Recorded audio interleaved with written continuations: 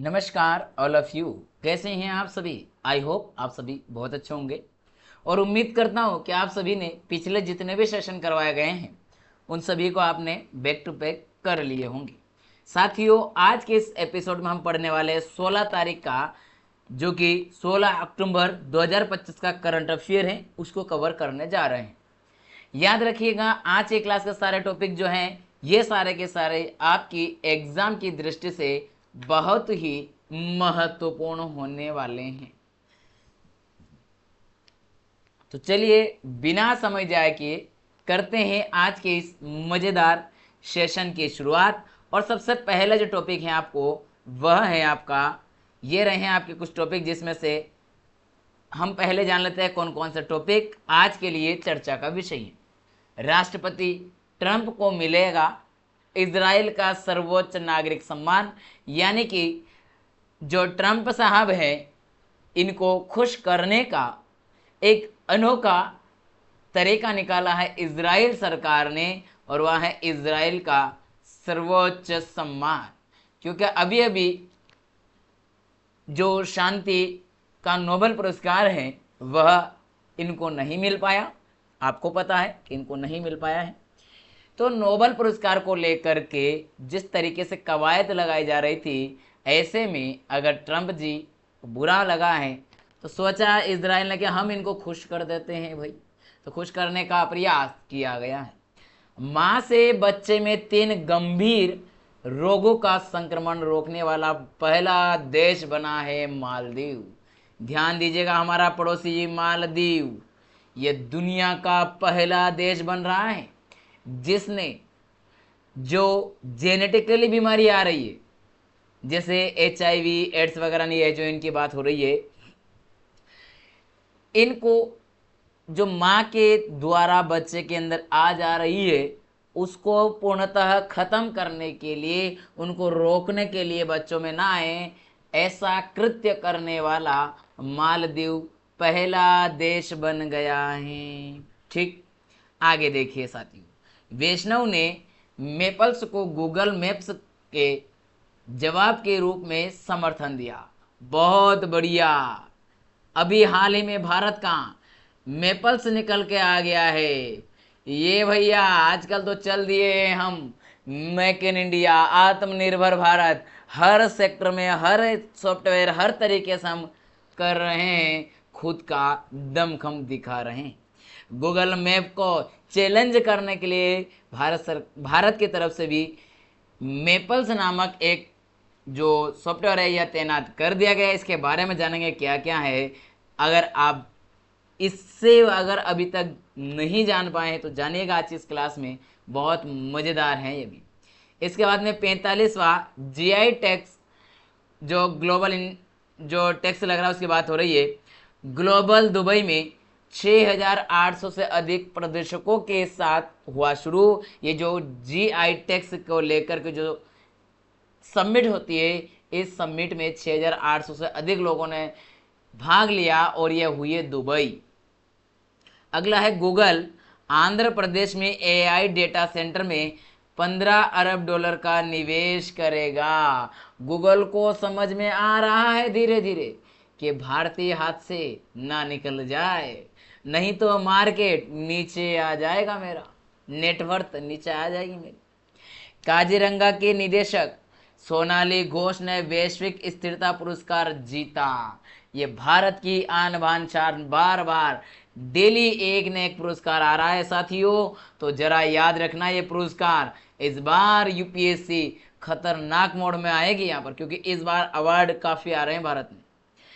RBI ने भूटान, नेपाल और श्रीलंका के साथ व्यापार बढ़ाने के लिए रुपए में ऋण सुलभ करवाया है। बहुत बढ़िया। भूटान के साथ, नेपाल के साथ और श्रीलंका के साथ अच्छे से व्यापार बढ़ जाए, इसके लिए जो भारत की बैंक हैं, भारत सरकार की RBI, उसके द्वारा रुपए में ऋण उपलब्ध कराया जाएगा। इनको ऋण देंगे, लोन देंगे रुपए में।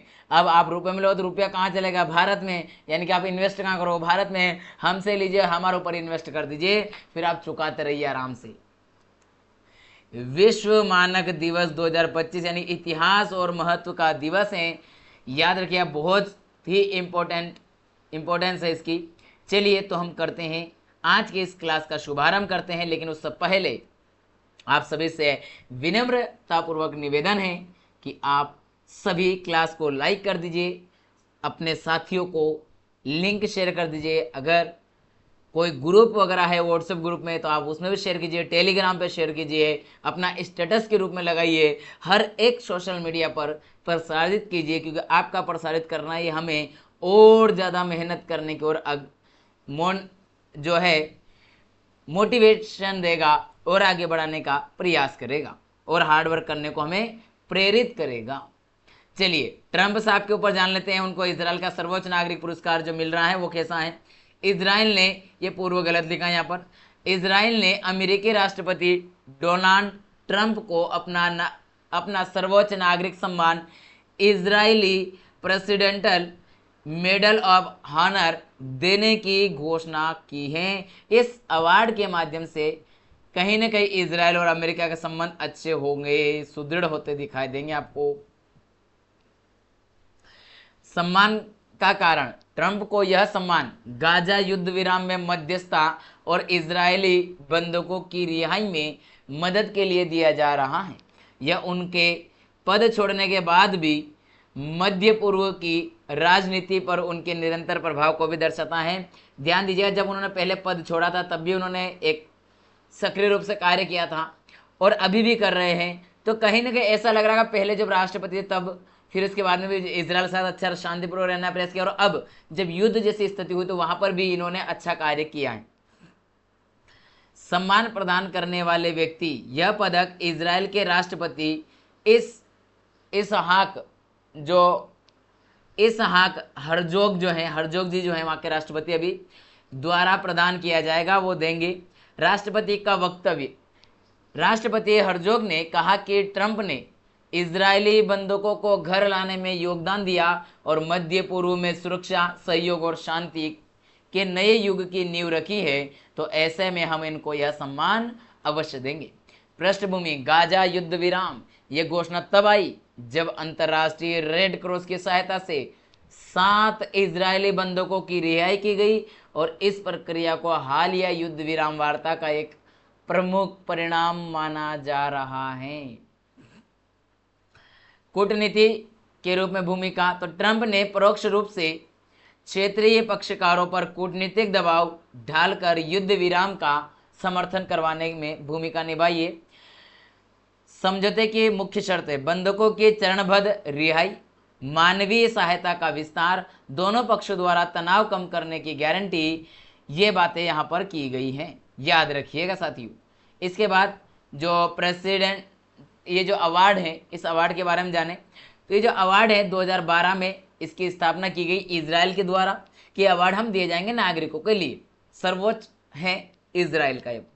जैसे भारत का सर्वोच्च जो है भारत रत्न है, वैसे ही उद्देश्य ऐसे व्यक्तियों को सम्मानित करना जिन्होंने इजराइल या मानवता के लिए असाधारण योगदान दिया हो। उन्हें हम जो है Israeli presidential medal of honour देंगे या इजराइल का सर्वोच्च सम्मान देंगे।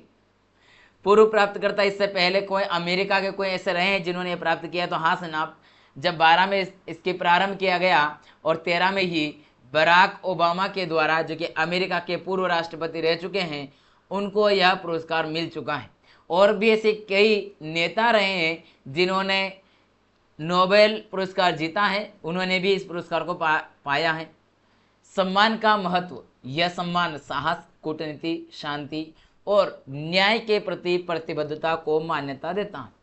चलिए देखते हैं कि यूपीएससी की दृष्टि से तो भैया भारत की पश्चिम एशिया नीति, मध्य पूर्व की भू राजनीति और कूटनीतिक मध्यस्थता की, साथ ही साथ वैश्विक घटनाक्रम के साथ भी जोड़कर आप देख सकते हैं गैर राज्य मध्यस्थताओं की भूमिका में, और यूपीएससी में अंतर्राष्ट्रीय संबंधों में यानी कि आईआर में और करंट अफेयर वाले मुद्दों में आपसे प्रश्न पूछा जाएगा।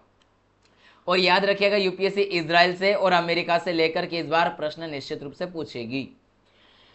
मां से बच्चे में 3 गंभीर रोगों का संक्रमण रोकने वाला पहला देश बना है कौन? इजराइल।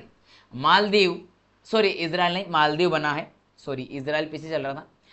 मालदीव दुनिया का पहला ऐसा देश बन गया है जिसने माँ के माध्यम से, जो माता के द्वारा, जो माता के गर्भ में जब बच्चा रहता है तब बच्चे के अंदर बीमारी हो जाती थी और वह जेनेटिकली आ जाती थी, तो उसको रोकने का प्रयास किया, जिसने माँ से बच्चे में संक्रमण MTCT के माध्यम से होने वाले HIV, हेपेटाइटिस बी और साथ ही साथ सिफिलिस जैसी जो बीमारियां, सिफिलिस, इन तीनों बीमारियों को अब वो जेनेटिकली नहीं आने देगा बच्चों के अंदर। इसके सेक्टर में इसने काम किया है। और अभी हाल ही में अक्टूबर में, इसी माह में, WHO विश्व स्वास्थ्य संगठन के द्वारा इन तीनों बीमारियों के ट्रिपल एलिमिनेशन का लक्ष्य प्राप्त करने पर जो यह उपलब्धि हासिल की है मालदीव के द्वारा, इसकी बधाई दी। इसकी मान्यता भी WHO के द्वारा दी गई है। तो कब दी गई है? 2025 में दी गई है। कौन सा महीना? अक्टूबर का महीना। ट्रिपल एलिमिनेशन का अर्थ यह उस स्थिति को दर्शाता है जब किसी देश में मां से बच्चे में संक्रमण को रोकने में सतत सफलता हासिल कर ली गई। वो सतत मतलब लगातार धीरे धीरे कार्य आगे करते गए और एक ऐसा समय आया कि अब स्टॉप हो गया, मतलब आगे अब ये बीमारियां नहीं आ पा रही हैं। HIV एड्स का कारण बनने वाला वायरस को रोकना, हेपेटाइटिस बी जिगर को प्रभावित करने वाला वायरस जो संक्रमण, इसको रोकना, और सिफिलिस जो है जीवाणु जनित यौन संचार, यौन के माध्यम से रोग जो गर्भावस्था में भ्रूण को गंभीर नुकसान पहुंचाता है, इसे भी रोकने का प्रयास जो मालदीव की सरकार है उनके द्वारा किया गया और यह अच्छी उपलब्धि मिली है। कहीं ना कहीं छोटा देश है लेकिन बहुत बड़ी उपलब्धि है। कहाँ है भैया ये देश? तो ये हमारा भारत है, प्यारा सा दक्षिण भारत। इसमें हमारा लक्षद्वीप वगैरह है, ये लक्षद्वीप वगैरह है। इसके जस्ट नीचे यहाँ पर एक दो द्वीपों का, छोटे छोटे द्वीपों का एक देश बना हुआ, ये जो बना हुआ आपका ये है मालदीव। नीचे नीचे मालदीव, ठीक है। तो याद रखिएगा भारत के लक्षद्वीप के नीचे जो है मालदीव है ना। चलिए देखते हैं WHO की मान्यता। WHO यह प्रमाणीकरण इस बात की पुष्टि करता है कि मालदीव ने मातृ और शिशु स्वास्थ्य के लिए निर्धारित सार्वजनिक स्वास्थ्य नैदानिक और सांख्यिकीय मानकों को पूरा किया है और यह पूरा करते हुए आगे बढ़ रहा है। WHO का वक्तव्य, WHO के महानिदेशक डॉक्टर टेड्रोस अधनोम गेब्रेयेसस ने कहा कि यह उपलब्धि दर्शाती है कि मजबूत स्वास्थ्य प्रणाली, सार्वभौमिक परीक्षण और समय पर उपचार के जरिए 3 फैक्टर बताए उन्होंने कि जो मजबूत स्वास्थ्य प्रणाली होगी पहले, तो दूसरा सार्वभौमिक परीक्षण, सभी का एक साथ परीक्षण करते रहना, जांच करते रहना, और समय पर अगर किसी को बीमारी होने की संभावना हो रही तो उसको समय से पहले ही उपचार दे रहे, समय पर उनको उपचार मिल रहा है के जरिए बीमारियों को राष्ट्रीय स्तर पर उन्मूलन करना संभव है। उन्होंने इसे दक्षिण पूर्व एशिया क्षेत्र के लिए प्रेरणादायक का उदाहरण बताया है। मालदीव की रणनीति और प्रयास, गर्भ पूर्व देखभाल कवरेज, 95% से अधिक गर्भवती महिलाओं को प्रसव पूर्व स्वास्थ्य सेवाएं प्राप्त होती है। प्रसव से पहले ही सारी सुविधाएं मिल जाती हैं।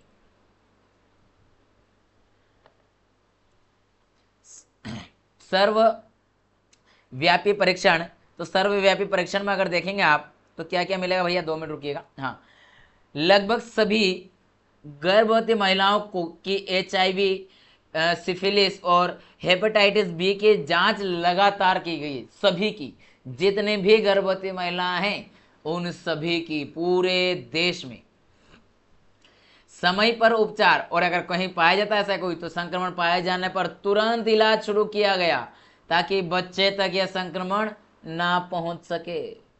टीकाकरण कार्यक्रम, जन्म के बाद 24 घंटे के भीतर नवजात को हेपेटाइटिस बी का टीका लगाया गया। भारत में भी ऐसा अभियान चल रहे हैं। लेकिन एक बात बता दूं मैं आपको, भारत एक तो जनसंख्या की दृष्टि से बहुत बड़ा देश है, ऊपर से विविधताएं बहुत सारी हैं और इंफ्रास्ट्रक्चर उतना ज़्यादा नहीं है जितना होना चाहिए पॉपुलेशन के मुताबिक। ऊपर से जो कार्य करने वाले हैं यानी कि डॉक्टर्स हैं या जो भी अधिकारी है, वे अपनी जिम्मेदारियों का वहन अच्छे से नहीं कर पा रहे। इस वजह से भी हमें यह देखने को मिलेगा। ठीक, आइए आगे की तरफ देखते हैं। स्वास्थ्य प्रणाली सुदृढ़ीकरण, सटीक रिकॉर्ड कीपिंग, स्वास्थ्य शिक्षा, प्रशिक्षित कर्मी और जन जागरूकता ने इस प्रक्रिया को सफल बनाया है।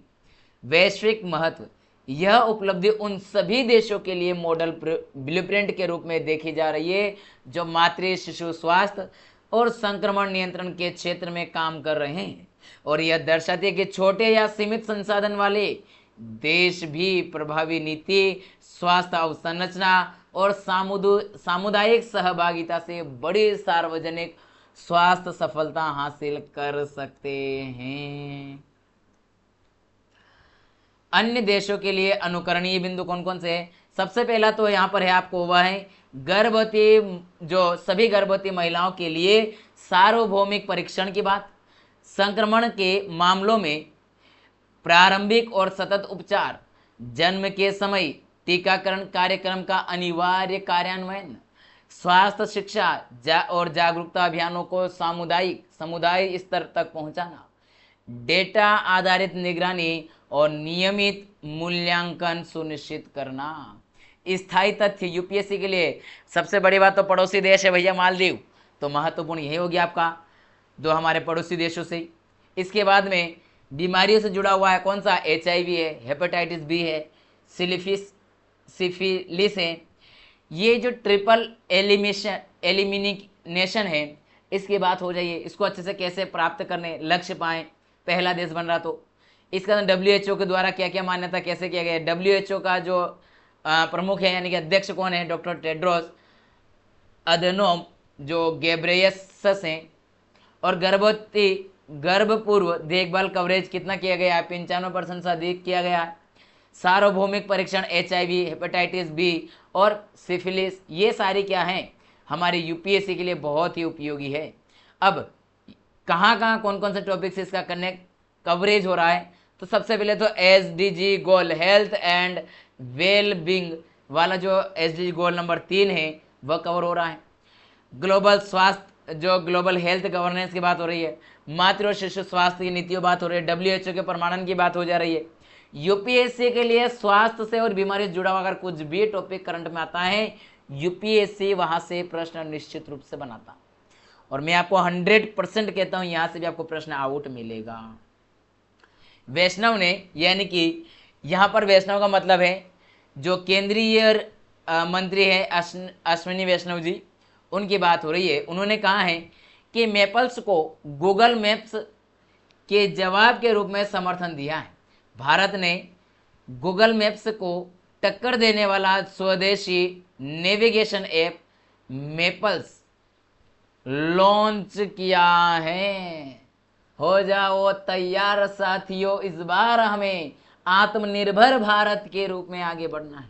न केवल इंफ्रास्ट्रक्चर, ना केवल भौतिक रूप से, बल्कि और ना केवल हार्डवेयर के रूप में, बल्कि सॉफ्टवेयर के रूप में भी आत्मनिर्भर इंडिपेंडेंट होना है। याद रखिए, अगर विदेशी कंपनियों के हाथ में आप ज़्यादा निर्भर रहेंगे, आपको चैलेंज होना ही पड़ेगा, आपको किसी न किसी बात का सामना करना ही होगा। उसके मुताबिक आपको अपनी नीति या निर्णय लेने पड़ेंगे। ऐसे में हमारे लिए जरूरी है कि चाहे वो भारत का कोई भी व्यक्ति हो बनाने वाला, लेकिन हो भारत का स्वदेशी अपना ऐप हो। आज ये आप सभी एक संकल्प लेंगे, अब से गूगल मैप की बजाय मैप्स जो है उसको यूज़ करेंगे। जहाँ जहाँ उसका यूज़ अच्छे से हो पा रहा है वहाँ वहाँ कीजिए, जितना भी हो पा रहा है। अगर हम लोग इसको प्रमोट कर पाएँ, हम सभी ने अगर ज़्यादा से ज़्यादा यूज़ किया, तो वह दिन दूर नहीं होगा कि गूगल मैप्स उतना अच्छे से आपको डेटा नहीं दे पाएगा जिससे अच्छे से आपको मैपल्स दे पाएगा। ये बात जरूर याद रखिएगा। खैर, आगे देखते हैं। केंद्रीय मंत्री अश्विनी वैष्णव ने इस ऐप का वीडियो सोशल मीडिया पर साझा किया और इससे भारतीय तकनीकी आत्मनिर्भरता की दिशा में एक बड़ा कदम बताया। अब इस कदम में अगर हम आगे बढ़ते हुए चले तो डेवलपर की बात कर ले। यह जो ऐप है Map My India CE info systems limited के द्वारा, सीई इन्फो सिस्टम लिमिटेड जो है इसके द्वारा इसको विकसित किया गया। तो कंपनी का नाम याद हो जाना चाहिए आप सभी, जो भारत का अग्रणी डिजिटल मैपिंग और लोकेशन टेक्नोलॉजी प्लेटफॉर्म है। सरकारी समर्थन, रेल मंत्री अश्विनी वैष्णव ने कहा है कि भारतीय रेलवे जल्द ही मेपल्स के साथ एमओयू साइन करेगा ताकि रेलवे की मैपिंग सेवाओं को इससे जोड़ा जा सके और जहां जहां ट्रेन गुजर रही है वहां की लोकेशन दी जा सके। इस ऐप का लॉन्च आत्मनिर्भर भारत और डिजिटल इंडिया मिशन के अनुरूप है। गर्व से कहो हम भारतीय हैं, जो स्वदेशी तकनीकी नवाचारों को बढ़ावा देता है। साथियों, आप सभी अभी देख रहे होगा जो वैश्विक परिदृश्य में कैसे कैसे घटनाक्रम घट रहे हैं, और ऐसे में हमारे स्वदेशी एप्लीकेशंस का बन करके आना, कहीं न कहीं जब हमने स्वदेशी अपनाने की तरफ हम आज़ादी के समय से चल रहे थे इस मेहनत का, तो अब लगभग हम 80 साल क्रॉस कर चुके हैं, 80 के इर्द गिर्द पहुंच गए हैं आज़ादी के। तो हम यहाँ पर अब हमारे अपने सॉफ्टवेयर, अपने सब कुछ खुद के भारत के स्वदेशी अगर विकसित कर पा रहे हैं तो ये कहीं न कहीं हमारे लिए गर्व की बात है कि सुन लो ब्रिटेन वाले, तुमने हमें लूटा था, तुमने हमें बेहाल छोड़ा था, अब हम उस हाल पुनः पहुंच गए हैं जहां से आपने कल्पना भी नहीं की होगी। याद रखिएगा, भारत सोने की चिड़िया थी और फिर बन के रहेगी। आइए, ये तो हमें मोटिवेट करने के लिए था। आइए फिर ना पुनः यहाँ करते हैं इस तरह की बातें। आपको जब आत्मनिर्भर भारत के ऊपर ऐसा कुछ ऐसे या कहीं भी ऐसा कुछ प्रश्न आता है तो आपको इस कुछ चीज़ें से जोड़ना होगी, जोड़ करके आगे बढ़ाना होगी, कुछ पॉजिटिव इफेक्ट आना चाहिए, क्योंकि सरकार इस समय जो है ना आत्मनिर्भरता को ज़्यादा प्रमोट कर रही है, तो आपको उसके अंदर पॉजिटिविटी आना चाहिए आपके आंसर राइटिंग में। ठीक है ना, ये बात जरूर आपके जहन में होना चाहिए। मेपल्स ने लॉन्च के तुरंत बाद गूगल प्ले स्टोर पर जो है 1 करोड़ या के 10 मिलियन से अधिक डाउनलोडर प्राप्त किए हैं। मैं एक बात और, इस क्लास के माध्यम से अगर सरकार के पास ये पहुंच पाया, आप में से किसी के माध्यम से स्टेटस आप सब शेयर करें, इसका कटिंग निकालिए, कुछ भी करिए, लेकिन मैं कहूँगा कि गूगल प्ले स्टोर पर क्यों हमें एप्लीकेशन डालना पड़ रही है, हम इसका ऑप्शन क्यों नहीं ला रहे हैं, इस क्षेत्र में क्यों काम नहीं कर रहे हैं। और यदि कोई कर रहे हैं तो मैं आपसे विनम्रतापूर्वक निवेदन करूंगा कि सबसे पहले आप गूगल प्ले स्टोर का ऑप्शन लाइए। सभी भारतीय इसको डाउनलोड आज ही करना स्टार्ट कर देंगे। प्रमोशन के लिए आपको किसी के पास जाना नहीं है, जितने भी टीचर्स है उनकी एप्लीकेशन को आप फ्री में रख दीजिए, आपके इसको प्रमोट वे खुद कर देंगे, क्योंकि वे भी उनसे आप अगर ये करते हो तो उनको आप एमओ साइन कीजिए, कुछ भी कीजिए कि आप भी स्टूडेंट्स को, आपको मैं यहाँ एप्लीकेशन रखने के लिए फ्री में डेटा दे रहा हूँ अभी, तो आप भी स्टूडेंट्स को डिस्काउंट देंगे, आप भी अपना कोर्स में डिस्काउंट रखेंगे। कुछ इस तरीके से लाकर आप लोकप्रिय आसानी से बना सकते हैं, गूगल प्ले स्टोर का ऑप्शन ला सकते हैं और इजीली। अभी समय ऐसा है, अभी के जो परिदृश्य आप कोई भी देख रहे हैं, तो यहाँ पर जो भी हमें स्वदेशी होगा उसको लोकप्रिय बनाने का यह सुनहरा अवसर है।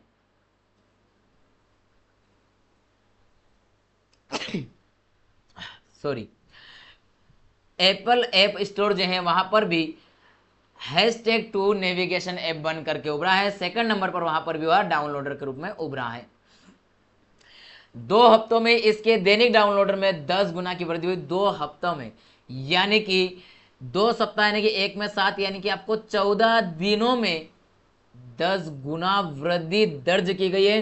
अब ये क्लास आप फैला दीजिए, कटिंग करके निकाल दीजिए, हर एक कोने कोने में पहुंचा दीजिए, क्योंकि यह दिवाली का ऑफर है, दिवाली का गिफ्ट है।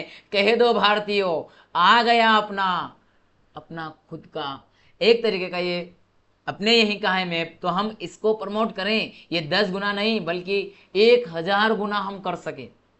हर एक भारतीय के मोबाइल में ये होना चाहिए। मुख्य विशेषता 3D जंक्शन व्यू, यानी कि 3D रूप में आपको दिखाई देगा। ड्राइविंग निर्णयों के लिए उन्नत दृश्य सहायता, जो भी ड्राइवर्स हैं आपकी पहचान वाले, उनके मोबाइल में तो होना ही चाहिए, उसको यूज करना भी सिखा दीजिए।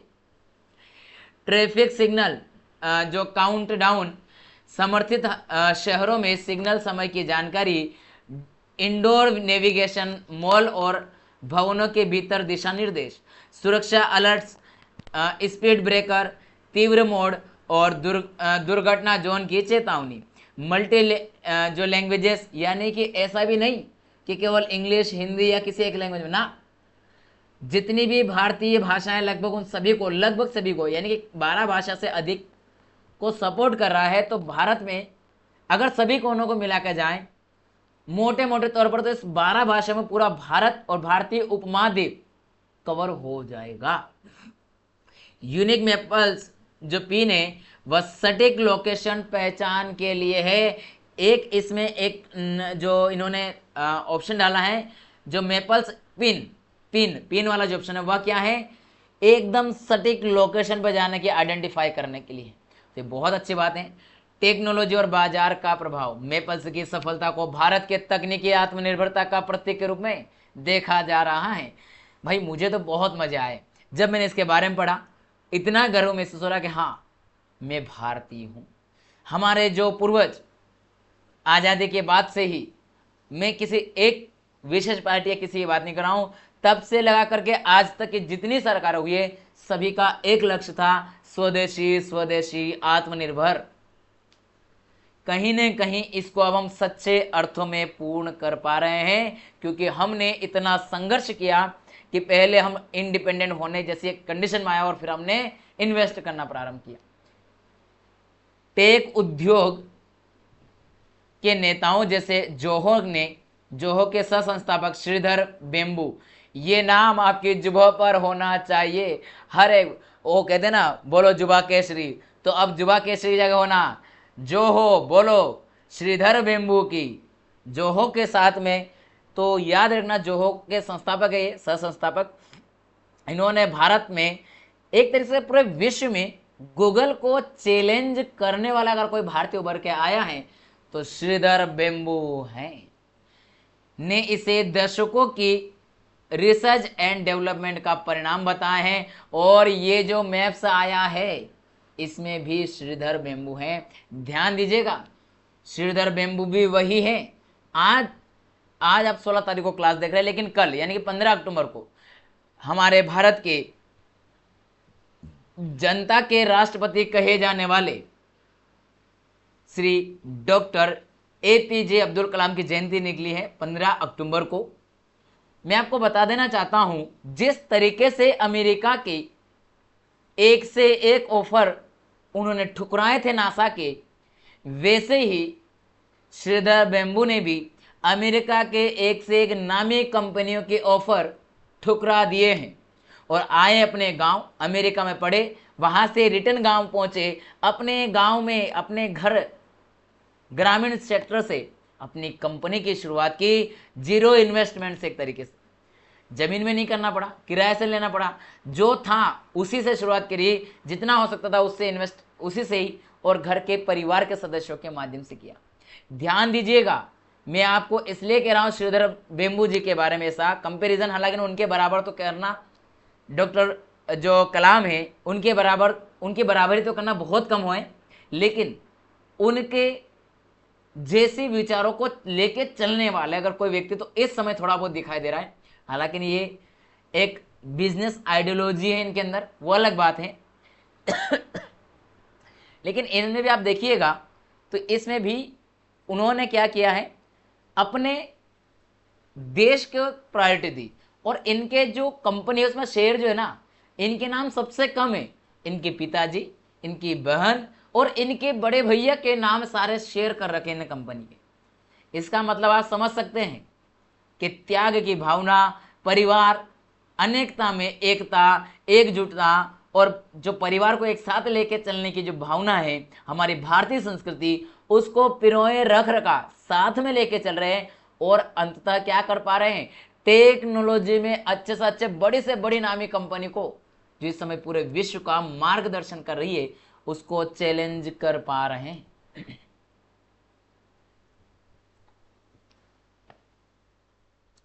क्षमा कीजिएगा। चलिए आगे देखते हैं। लॉन्च के बाद सीई इन्फो सिस्टम्स के शेयर मूल्य में लगभग 8% की वृद्धि दर्ज की गई है।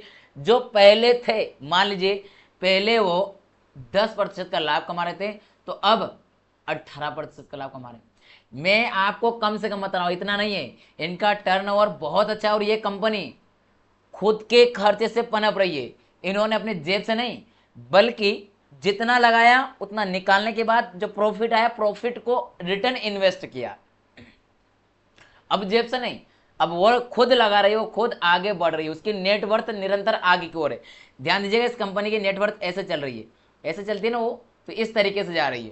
तो ये बहुत अच्छा संकेत माना जा रहा है। और अगर ऐसा होता है, भारत का अपना अगर सब कुछ आता है, तो मैं तो एक ही बात कहूंगा, चाहे श्रीधर बेम्बू जी है, जिस तरीके से आप अभी आपका व्यक्तित्व निखर के आए हैं, जिस तरीके से आप अभी साधारण जीवन आपके बारे में पढ़ने को मिल रहा है, आपसे रूबरू तो हम हुए नहीं, लेकिन आप अभी जिस रूप में आपका बारे में व्यक्तित्व पढ़ने का अवसर मिल रहा है, जानकारी मिल रही है, आप ऐसे अगर सहृदय रहे हैं, तो मैं जिस लहजा से अभी मैंने आपसे डॉक्टर कलाम जी के साथ आपका कंपैरिजन करने का प्रयास किया हूं थोड़ा बहुत, अगर आप इस वीडियो तक या ऐसा कोई भी अगर पहुंचा पाए, आप तक अगर पहुंचे, तो मैं आपसे कल्पना करूंगा कि आप उस ओर चलिएगा। क्योंकि हमारे देश को जिस तरीके से उस समय डॉक्टर कलाम जी की आवश्यकता थी, अब भी आने वाले समय में ऐसे व्यक्तित्व की आवश्यकता पड़ने वाली है।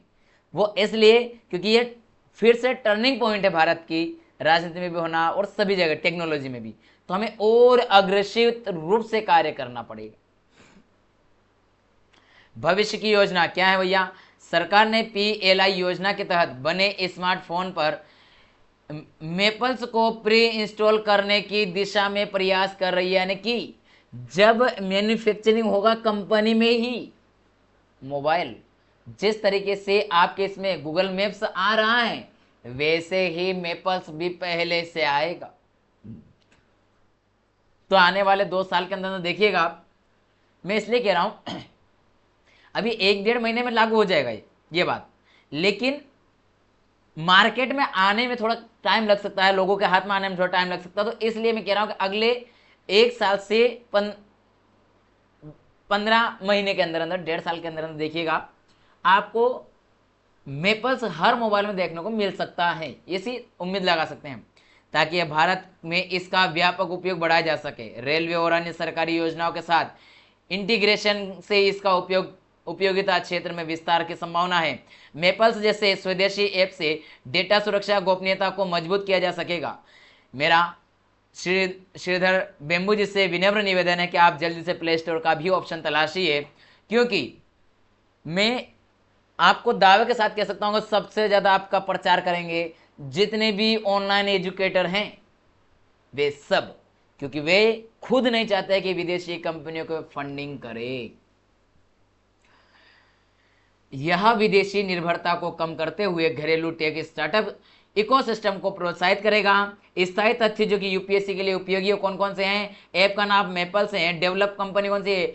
मैप माई इंडिया कंपनी का नाम है, मैप माई इंडिया। और इसे ही एक नाम से और जानते हुआ है सीई इन्फो सिस्टम लिमिटेड, इसी की एक शाखा है मैप माई इंडिया।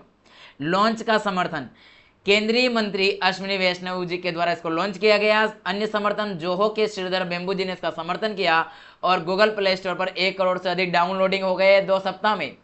और जो एप्पल का जो प्ले स्टोर है उसमें रैंक कर गया है #2 नेविगेशन के रूप में। बहुत अच्छी गर्व की बात है, कहो गर्व से हम सब इंडियन है भैया।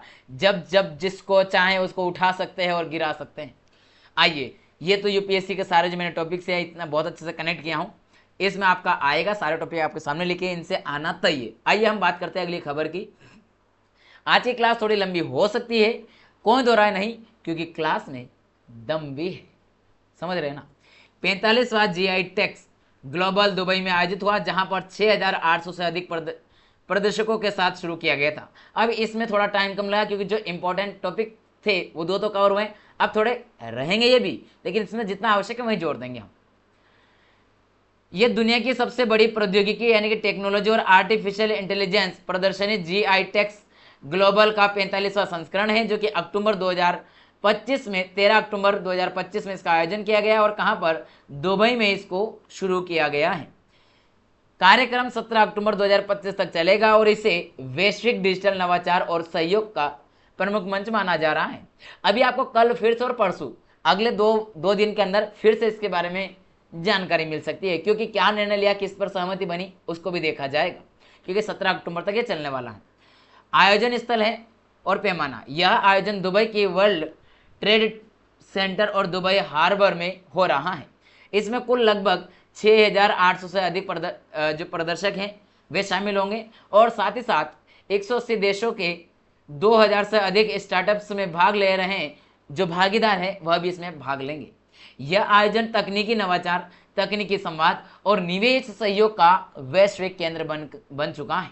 चलिए साथियों, थीम और फोकस देखते हैं। GI टेक्स 2025 का जो है फोकस AI पूरा केंद्रीय होकर के कहाँ देखना है, जैसे आपका फोकस है कि 2026 का जो मई में एग्जाम होने वाला है वह इस बार क्लियर होना चाहिए, वैसे ही फोकस AI पर है, क्वांटम कंप्यूटिंग पर है और बायोटेक्नोलॉजी के साथ साथ सस्टेनेबल टेक्नोलॉजी। हमें टेक्नोलॉजी में, प्रौद्योगिकी में ऐसा कार्य करना है जो निरंतर चलता रहे, सीमित समय के लिए नहीं बल्कि आने वाले युग युगोत्तर उत्तरों उत्तर चलता रहे, अद्यतन रहे। हमारी आने वाली पीढ़ियां भी इसमें रिसर्च करके आगे बढ़ती रहे, आविष्कार करते रहे। इस साल का विषय है जलवायु लचीलापन का भी ध्यान रखना है, क्लाइमेट का भी ध्यान रख के हमें कार्य करना है। साइबर सुरक्षा, साइबर सिक्योरिटी को भी ध्यान में रख करके कार्य करेंगे। शहरी गतिशीलता और स्वास्थ्य नवाचार, इन सभी को ध्यान में रखना इस साल के विषय है।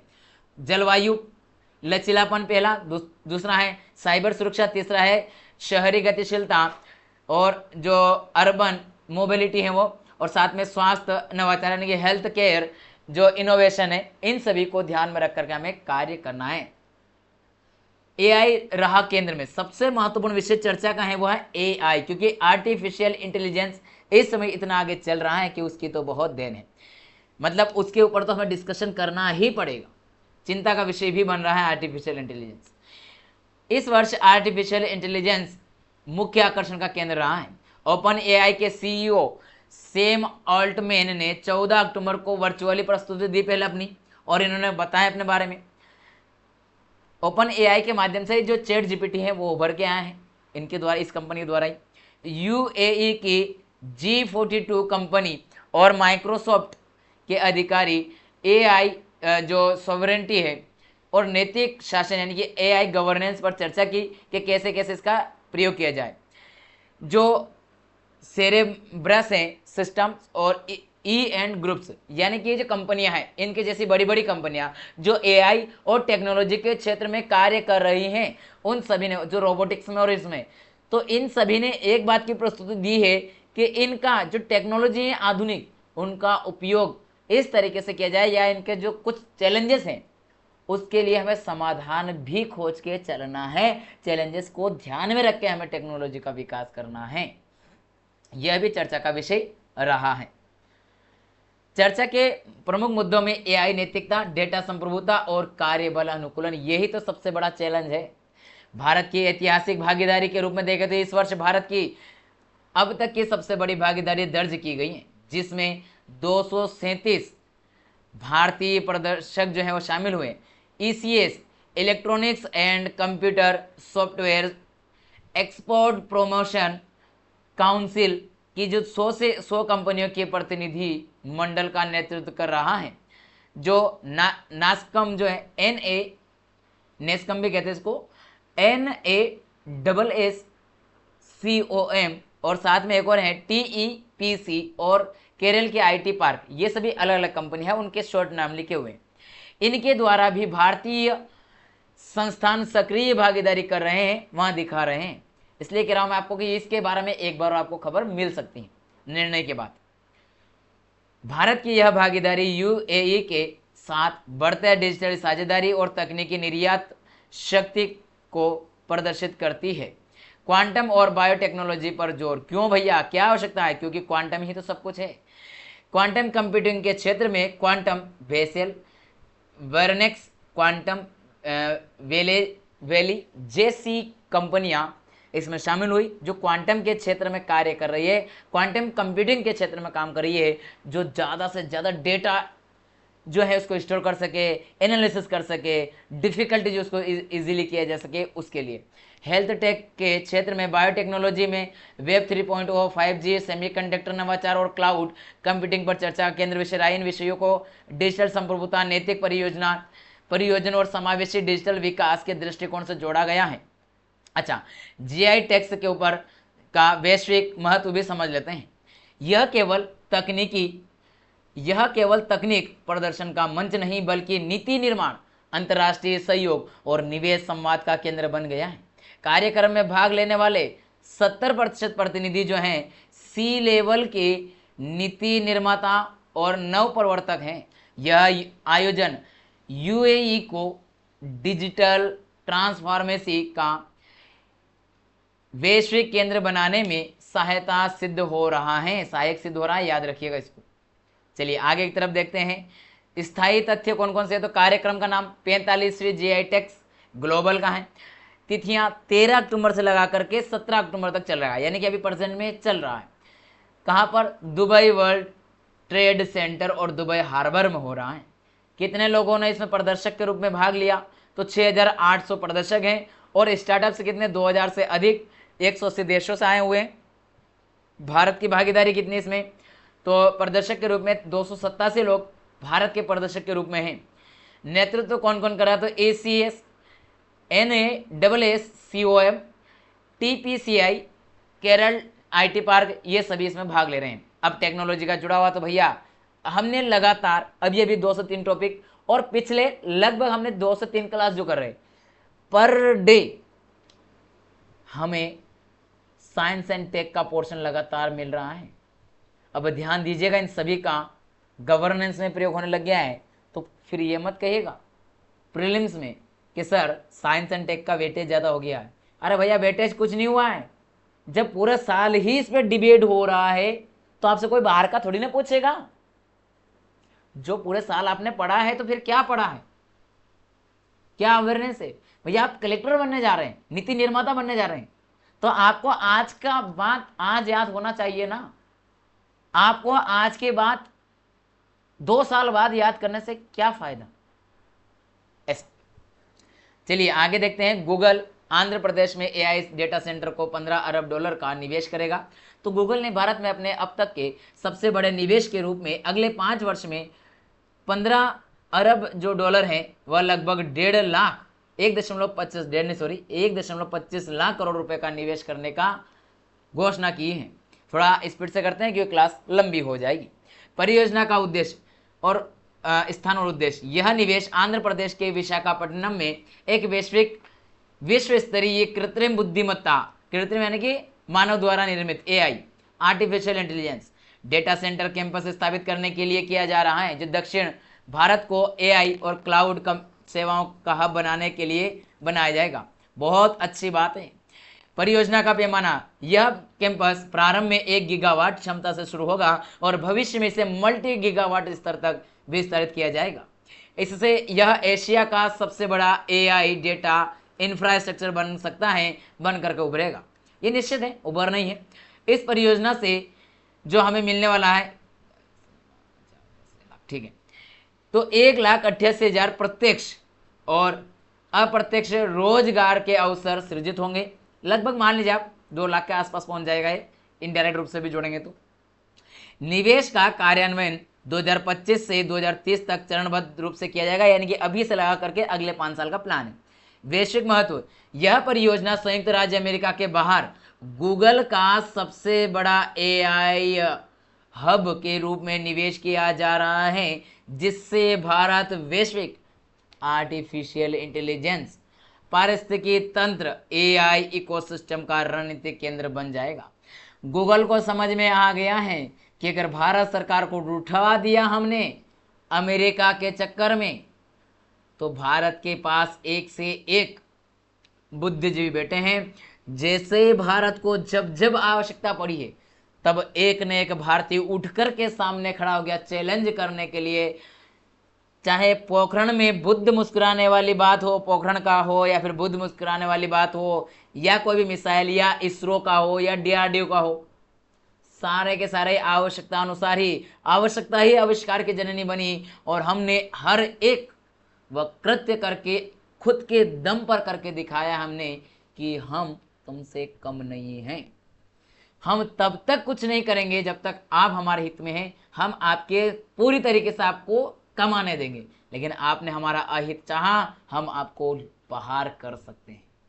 ये दिखा रहा है कदम कि भारत सरकार की एक्टिविटी जब इस लहजा से और साथ में श्रीधर बेम्बू जी का सहयोग मिलना, कहीं ना कहीं विश्व की बड़ी बड़ी कंपनियों को भारत में इन्वेस्टमेंट करने के लिए मजबूर हो रही है। यह कदम भारत की डिजिटल इंडिया और एआई मिशन भारत जैसी राष्ट्रीय पहलों के अनुरूप हैं, जो देश को वैश्विक डिजिटल नवाचार, डिजिटल इनोवेशन के केंद्र के रूप में स्थापित करेगा। विशाखापट्टनम का रणनीतिक चयन क्यों किया गया? क्योंकि यह एक बंदरगाह स्थित शहर है होने के कारण अंतर्राष्ट्रीय डेटा ट्रांसमिशन और केबल कनेक्टिविटी के लिए आदर्श स्थिति है। साथ ही यहाँ उपलब्ध कुशल आईटी प्रतिभा और मजबूत टेक इकोसिस्टम गूगल के निवेश को और व्यवहार्यता प्रदान करेगा। और अगर यहाँ अच्छे से विकसित हो गया, चल गया, तो अगर छोटे और डेटा केंद्र खोलना पड़े तो इंडिया के अन्य कोनों में तब खोल पाएगा अच्छे से। प्रतिस्पर्धी निवेश और परिदृश्य, गूगल से पहले माइक्रोसॉफ्ट, अमेजॉन, अंडानी ग्रुप और रिलायंस जियो भी भारत में बड़े पैमाने पर डेटा सेंटर निवेश की घोषणा कर चुके हैं, जिससे भारत एशिया का डेटा इंफ्रास्ट्रक्चर हब बनने की ओर अग्रसर होता चला जा रहा है। एआई और क्लाउड सेवा विस्तार, यह निवेश AI, cloud computing, machine learning और स्ट्रीमिंग सर्विसेज की बढ़ती मांग को पूरा करने के लिए आवश्यक हाई परफॉर्मेंस डेटा इंफ्रास्ट्रक्चर तैयार किया जाएगा।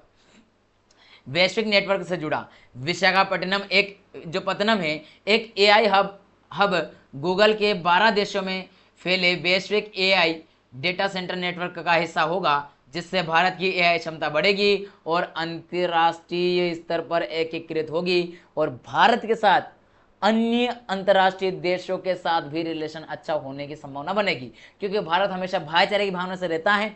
और ऐसे में अगर गूगल का यहाँ पर डेटा जो हब बन जाए तो जहाँ जिन देशों को अमेरिका में डेटा रखने पर दिक्कत है वो भारत में रख पाएंगे, भारत के साथ साझा कर पाएंगे। यह निवेश भारत की तकनीकी आत्मनिर्भरता, डिजिटल सुरक्षा और वैश्विक टेक नेतृत्व को सशक्त करेगा, जिससे भारत एआई अर्थव्यवस्था के भविष्य में निर्णायक भूमिका निभाने में भी आगे रहेगा। और जो देश आपस में लड़ रहे हैं वहां पर एक तरीके से भारत बीच में, जैसे अमेरिका प्रतिबंध लगा रहा है, कुछ भी ऐसा कर रहा है, तो उसके ऑप्शन के रूप में भारत उभर के सामने आ सकता है। यह समाचार डिजिटल इंडिया, एआई मिशन और विदेशी निवेश, एफडीआई के इनके सब में जुड़ा हुआ, जीएस पेपर 3 में, इन सभी में, आप सभी जानते हैं इनको। अगली खबर है हमारे सामने, काजीरंगा की निदेशक सोनाली घोष ने वैश्विक स्थिरता पुरस्कार जीता। भारत की काजीरंगा राष्ट्रीय उद्यान एवं टाइगर रिजर्व की निदेशक डॉक्टर सोनाली घोष को सतत संरक्षित क्षेत्र प्रबंधन में नवाचार यानी कि innovation in sustainable protected area management के लिए केंटेन आर मिलर अवार्ड, इस अवार्ड की याद रखना, केंटेन आर मिलर अवार्ड जो है इसे 2025 का किसे मिला? केंटर आर मिलर, तो ये मिला है सोनाली घोष को। सतत संरक्षित क्षेत्र प्रबंधन नवाचार यानी कि निरंतर जो हम मैनेजमेंट कर रहे हैं वह सस्टेनेबल है, टिकाऊ है, निरंतर रहने वाला ऐसा मैनेजमेंट हम कर पा रहे हैं। इसके लिए इनको केंटन आर मिलर अवार्ड मिला है। किसे? सोनाली घोष। ठीक है, कहां पर ये? तो काजीरंगा राष्ट्रीय उद्यान एवं टाइगर रिजर्व। चलिए तो अब इसकी बात कर लेते हैं आयोजन और संस्थान। यह पुरस्कार किसके द्वारा दिया जाता है? तो IUCN के द्वारा, जो कि एक international union of conservation of nature की इकाई है। WCPA यानी कि world communication on protected areas द्वारा प्रदान किया गया है। समारोह जो है ये 10 अक्टूबर 2025 को अबू धाबी में आयोजित किया गया है और वहीं पर यह अवार्ड दिया गया है। तो 10 अक्टूबर को दिया गया है अबू धाबी में। विशेष गौरव, सोनाली, डॉक्टर सोनाली घोष यह सम्मान पाने वाली पहली भारतीय बन चुकी है। गर्व की बात है, मैं इसलिए कह रहा हूं, पहला पहला प्यार है यूपीएससी के इन पेपर बनाने वालों का। जरा इनके पहले प्यार से ब्रेकअप तो करवाइए इस बार। नंदिनी आईएएस के इस ऑनलाइन प्लेटफॉर्म के द्वारा जो करंट अफेयर का ये मजेदार सेशन चलाया जा रहा है, ये आपको एक बात याद रखना, इन परीक्षक जितने भी हैं इनका पहला प्यार, जो पहला पहला कुछ कार्य होता है, पहला प्यार होता है। और अगर पहला प्यार ब्रेकअप के रूप में कर दिया तो आपने उस पेपर को छीन लिया, यानी कि अब उसके साथ आपका पेचअप करिए। पहला प्यार उन्होंने किया, उनका ब्रेकअप करवाइए और अपने साथ पेचअप कीजिए, मेंस लिखिए, इंटरव्यू दीजिए, सिलेक्शन सुनिश्चित कीजिए। समझ रहे हैं ना। उन्होंने यह पुरस्कार इक्वाडोर के रोग सिमोन सेविला लारेया के साथ साझा किया, यानी कि जो इक्वाडोर के एक और हैं, कौन है, सिमोन सेविला लारेया, रोक सिमोन सेविला लारेया। एक काम कीजिए, इनका नाम शॉर्ट करते हैं इक्वाडोर की जो है, इक्वाडोर की सिमोन के साथ सोनाली ने सिमोन, ऐसे दोनों का एक साथ अच्छा हो जाएगा। तो सोनाली घोष ने इक्वाडोर की जो सिमोन है उनके साथ इस पुरस्कार को साझा किया, यानी कि दोनों को एक साथ मिल रहा है आधा आधा ग्रुप में, दोनों ने एक जैसा प्रदर्शन किया। इसलिए पुरस्कार की प्रकृति, केंटन आर मिलर अवार्ड उन व्यक्तियों को या संगठनों को दिया जाता है जिन्होंने राष्ट्रीय उद्यानों, वन्य जीव अभ्यारण्यों और जैव विविधता क्षेत्रों में सतत और नवोन्मेषी प्रबंधन मॉडल प्रस्तुत किया हो। WCPA और IUCN की 6 तकनीकी आयोगों में से एक हैं जो संरक्षित क्षेत्रों में वैज्ञानिक प्रबंधन और तकनीकी सलाह में वैश्विक नेतृत्व प्रदान करता है। डॉक्टर घोष का यह सम्मान क्यों मिला भैया, तो उन्हें समुदाय आधारित संरक्षण मॉडल के लिए सम्मानित किया गया है। समुदाय आधारित, अरे भैया समाज के लोगों को वन्य जीव और वनों का संरक्षण करने के लिए साथ में ले आना, उनकी भागीदारी लेके आ जाना बहुत बड़ी बात है, क्योंकि आम जन को इसमें साथ में लाना काफी बड़ा चैलेंज है। पारंपरिक पारिस्थितिक ज्ञान, वैज्ञानिक अनुसंधान, स्थानीय समुदायों की सक्रिय भागीदारी और जमीनी स्तर पर संरक्षण का कार्यान्वयन जो है वह समावेशी रूप से समावेशन किया गया बहुत अच्छे तरीके से। उनके संरक्षण मॉडल की विशेषता, यह मॉडल असम के मानस और काजीरंगा जैसे संवेदनशील पारिस्थितिक तंत्र वाले क्षेत्रों में सफल रह रहा है। इतना संवेदनशील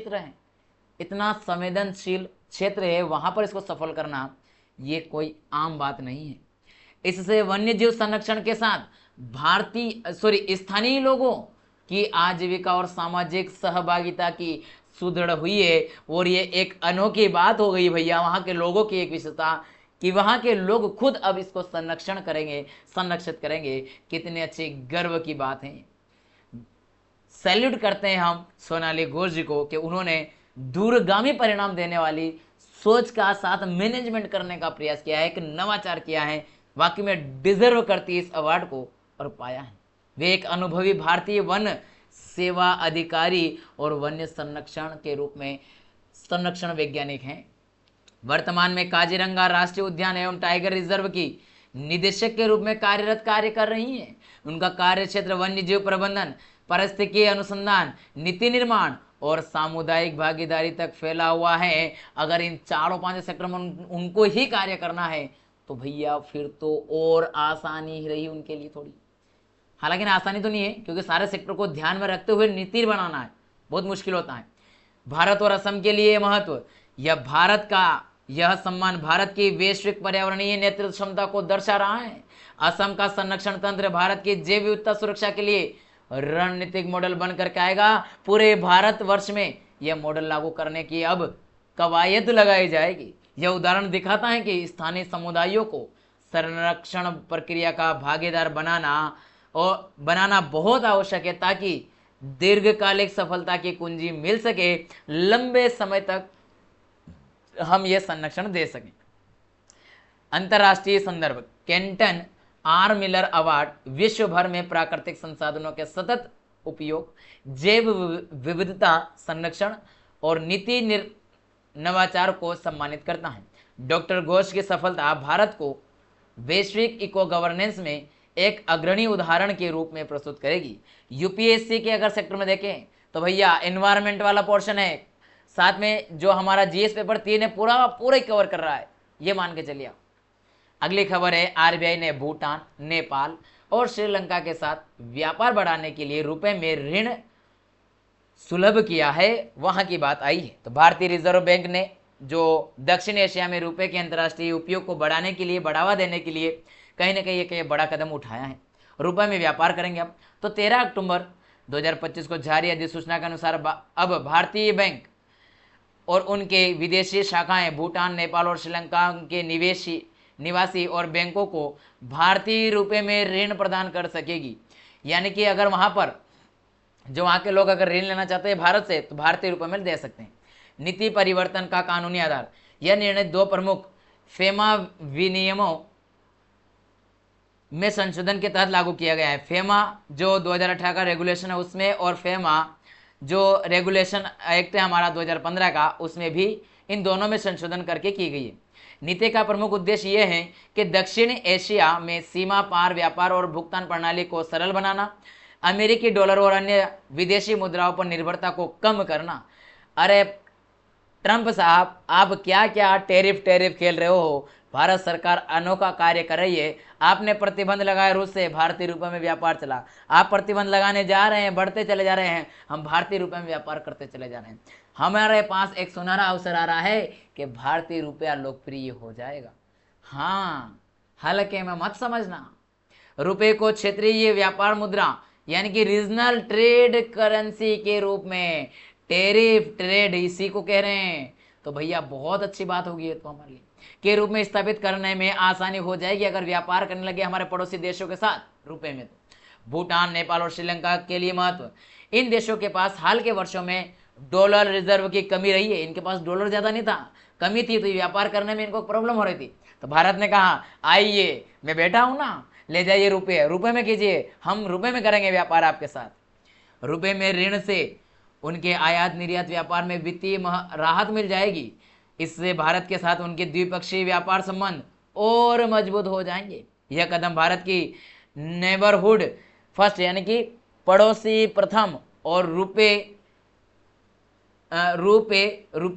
जो डिप्लोमेसी है, रुपए रूपी डिप्लोमेसी जो हमारी, इन दोनों नीतियों को मजबूती के साथ लागू कर रहा है। और ये बहुत अच्छी बात है भैया। मित्र को बदल सकते हैं, यानी कि दोस्तों को बदला जा सकता है, लेकिन पड़ोसी को कभी बदला नहीं जा सकता है। रुपए में ऋण देकर भारत क्षेत्रीय वित्तीय स्थिरता जो रीजनल फाइनेंशियली स्टेबिलिटी है का नेतृत्व कर सकता है स्थायी टिकाऊ रूप से, क्योंकि भारत हमेशा सहयोगी के रूप में रहा है, सहानुभूति के साथ रहता है। इससे भारत की मुद्रा का अंतर्राष्ट्रीय प्रसार जो होगा, हमारी जो मॉनेटरी पॉलिसी जो सॉफ्ट पावर है वो बढ़ेगी।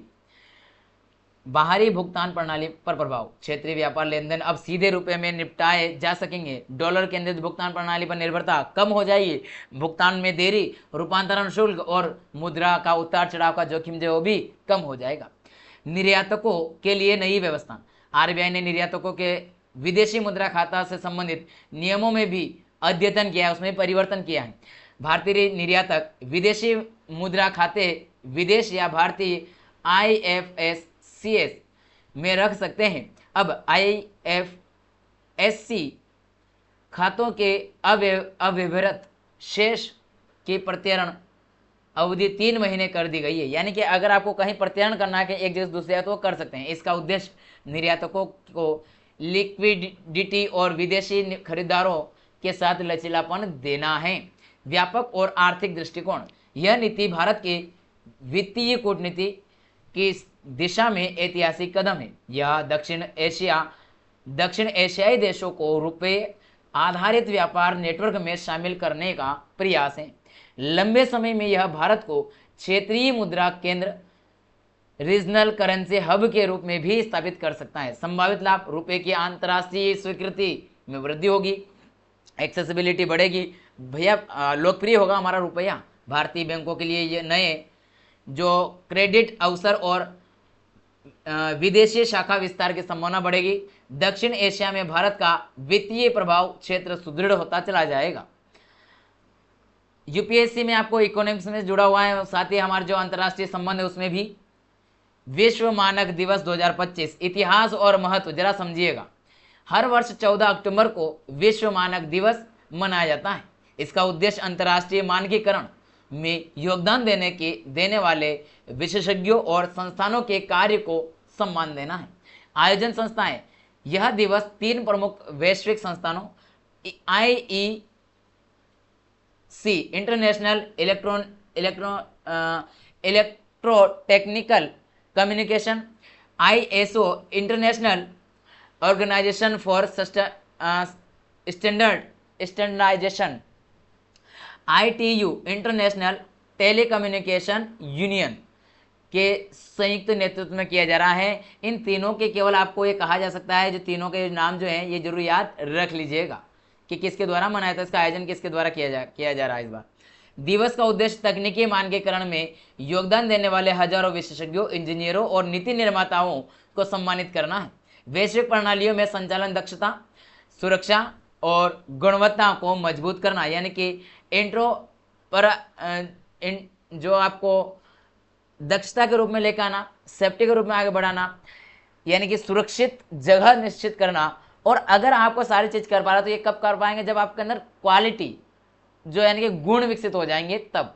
तो ये गुणवत्ता भी आना जरूरी है। अंतरराष्ट्रीय व्यापार, नवाचार और सतत विकास लक्ष्यों को प्रोत्साहित करना 2025 का विषय theme. A shared vision for a better world, यानी कि हमें सभी के लिए एक ऐसा लक्ष्य निर्धारित कर रहे हैं जो पूरे विश्व के लिए एक अच्छा वर्ल्ड हमारा विजन है, सभी के साथ शेयर करेंगे कि साझा करेंगे हमारा सभी को एक अच्छा विश्व देने का। इसका अर्थ है कि मानक विश्व स्तर में समावेशी, सतत और लचीले विकास को बढ़ावा देने वाले साझा दृष्टिकोण का प्रतीक बने। मानकों की उपयोगिता, अंतर संचालन और दक्षता। विश्व भर के उपकरण, प्रणालियां और सॉफ्टवेयर एक दूसरे के साथ सुचारू रूप से कार्य कर सकते हैं। उपभोक्ता सुरक्षा, उत्पादों की गुणवत्ता और प्रदर्शन सुनिश्चित करना। वैश्विक व्यापार में सहायता, तकनीकी बाधाओं को हटाकर व्यापार को सरल बनाना। नवाचार में सहयोग, साझा ढांचे के कारण नई तकनीकों को तेजी से विकसित करना। सतत विकास लक्ष्य SDG गोल में योगदान, ऊर्जा अवसंरचना और जलवायु कार्यवाही जैसे लक्ष्यों को मजबूत करना या बनाना। प्रमुख संस्थाओं की भूमिका, IEC विद्युत और इलेक्ट्रॉनिक प्रणालियों के लिए मानक बनाता है, जैसे स्मार्ट ग्रिड, ऊर्जा दक्षता। IOS उद्योग, उत्पादन, खाद्य सुरक्षा और सूचना सुरक्षा से संबंधित मानक तय करना।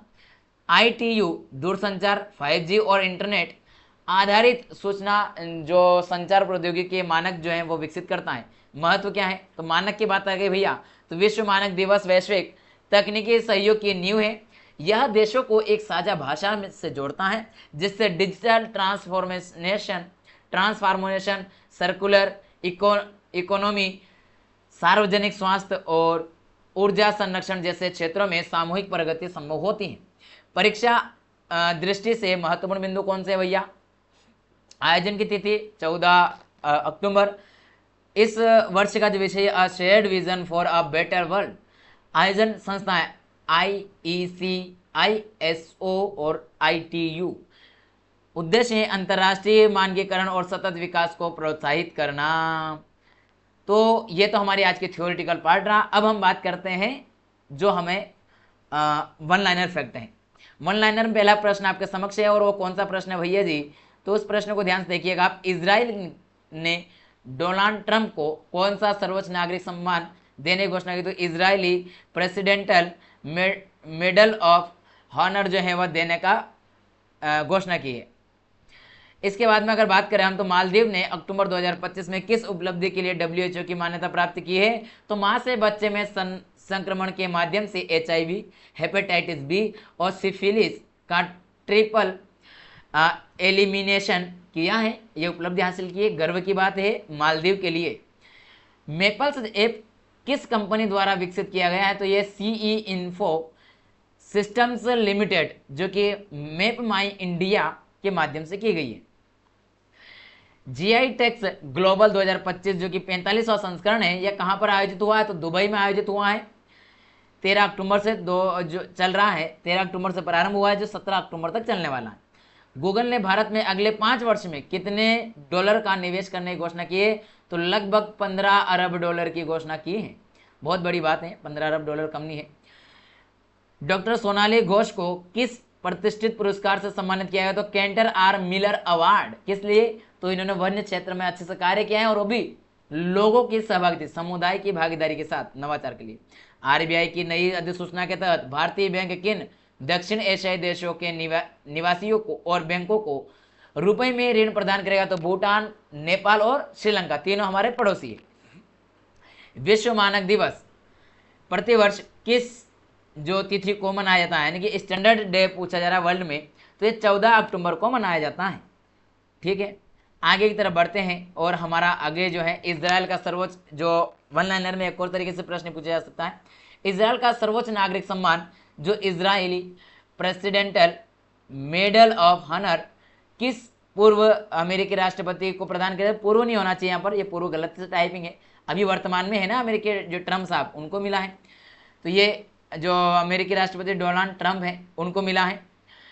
माँ से बच्चे में HIV, हेपेटाइटिस बी और सिफिलिस के ट्रिपल जो एलिमिनेशन का जो लक्ष्य हासिल करने का दुनिया का पहला देश बनकर के उभरा है, तो वह है मालदीव। भारत ने स्वदेशी नेविगेशन ऐप मैपल्स का विकास किस कंपनी ने किया, जिसे गूगल मैप्स के जवाब के रूप में समर्थन मिला है? तो यह Map My India CE info systems limited के द्वारा विकसित किया गया है। दुनिया की सबसे बड़ी प्रौद्योगिकी और आर्टिफिशियल इंटेलिजेंस प्रदर्शनी जीआई टेक्स ग्लोबल का 45वां संस्करण कहाँ शुरू हुआ है? तो दुबई में। गूगल भारत के किस शहर में एक विश्व स्तरीय artificial intelligence AI data centre campus स्थापित करने के लिए $15 अरब डॉलर जो है का निवेश करेगा? तो विशाखापट्टनम, आंध्र प्रदेश में करेगा।